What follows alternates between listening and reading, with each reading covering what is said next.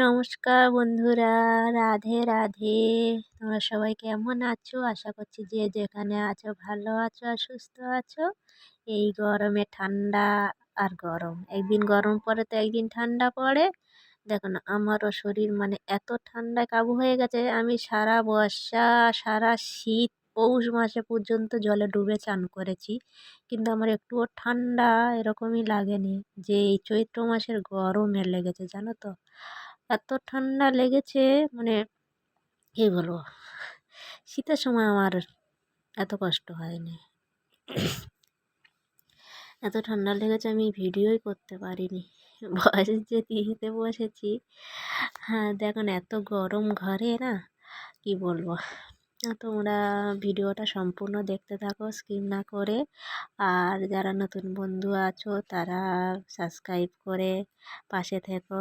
তোমাদের একটু সাহায্যের হাত, আমি অনেক অনেক এগিয়ে যেতে পারবো। আর দেখো না, দুপুরবেলা গরমে, এত গরম, এলিভেস্টারের ঘর তো, ঘরে বসে থাকা যাচ্ছে না। এখন 3টে বাজে, আমি আর আমার মেয়ে ভাবলাম একটু ওই গাছপালা যেদিকে আছে সেদিকেই যাই।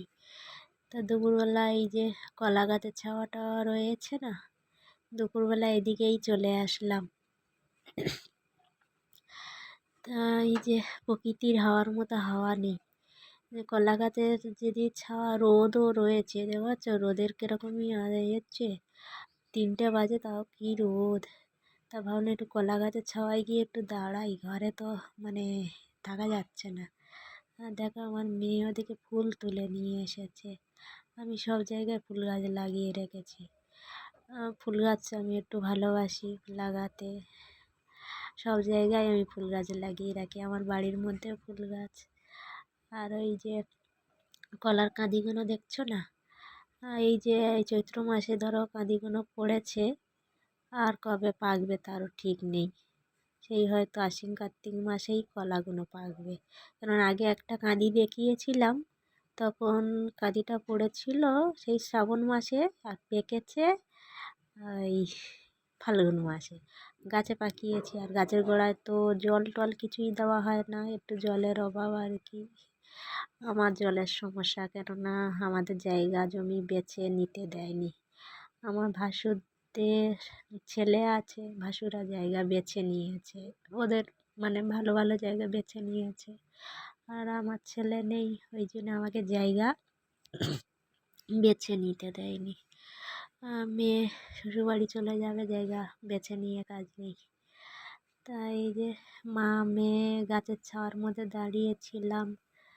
তা কতক্ষণ আর দাঁড়িয়ে থাকবো। এই যে দেখো না, একটা মহাপণ্ডিত কি ধরেছে দেখেছ, ওই যে ঘুঘু পাখিগুলো হয় না, ঘুঘু পাখিটা গিলে খাচ্ছে, দেখেছো? একটা পাখি গিলে নিচ্ছে, দেখো সাপটা মানে কীভাবে গিলছে।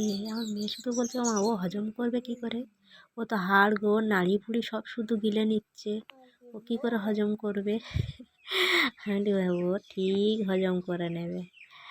এই যে দেখো, শুধু পা দুটো বেরিয়ে আছে আর লেজ বেরিয়ে আছে, পুরোটা মাথা গিলে নিয়েছে। কি অবস্থা দেখেছো, একটা ঘুঘু পাখি গিলে নিয়েছে। আমাদের দেখে আবার সরে সরে যাচ্ছে, দেখেছ কেমন লেজ সরিয়ে সরিয়ে নিয়ে নিচ্ছে, দেখেছ? এই যে শুধু পাটাই দেখা যাচ্ছে আর লেজটা দেখা যাচ্ছে।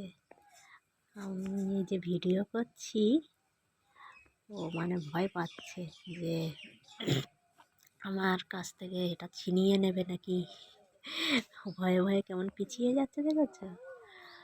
হ্যাঁ, পুরোটা গিলে নিয়ে ওই একটু একটু পা দেখা যাচ্ছে, কেমনভাবে খাচ্ছে। আর আমার মেয়ে টেনশান করছে, মা ও হজম করবে কি করে। আমি বলি ও ঠিক হজম করে নেবে, ওটা ওর খাবার, ও ওইভাবেই খায়, আর ওইভাবেই ওর মানে ভোজন খাওয়ার অভ্যেস। মানুষ যেমন খায়, মানুষ চিবিয়ে খায়, ওরা গিলে খায়।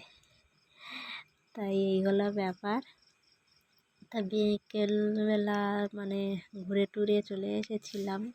তারপরে দেখো সন্ধে টন্ধে দেওয়ার পর এই রাত হয়ে গেছে, মেয়ে ড্রয়িং করছিল। দেখো মেয়ে ড্রয়িং করছে, ও ফোনে ড্রয়িং চায়, সেই ড্রয়িং দেখে দেখে ড্রয়িং করে। ওর কোনো আঁকার মাস্টার কেউ নেই, কিন্তু আমি বলি একটু না দেখে ড্রয়িং করা তো শিখতে হবে।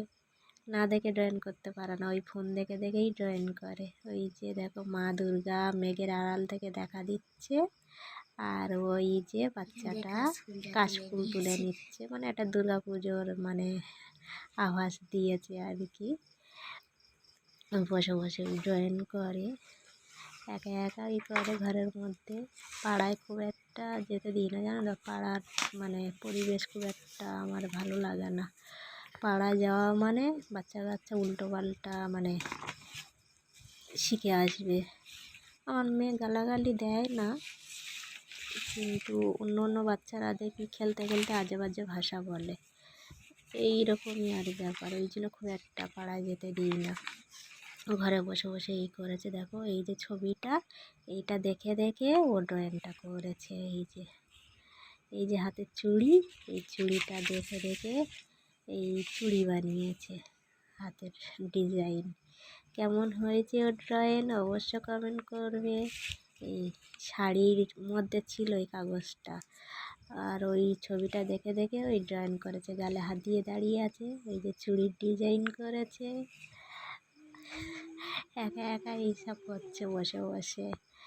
আমি একটু পড়তে বলি, ও আবার পড়ার দিকে নেই, কেন আমি পড়াতে পারি না, ওই জন্যে ওরও পড়ার কোনো ইচ্ছা নেই।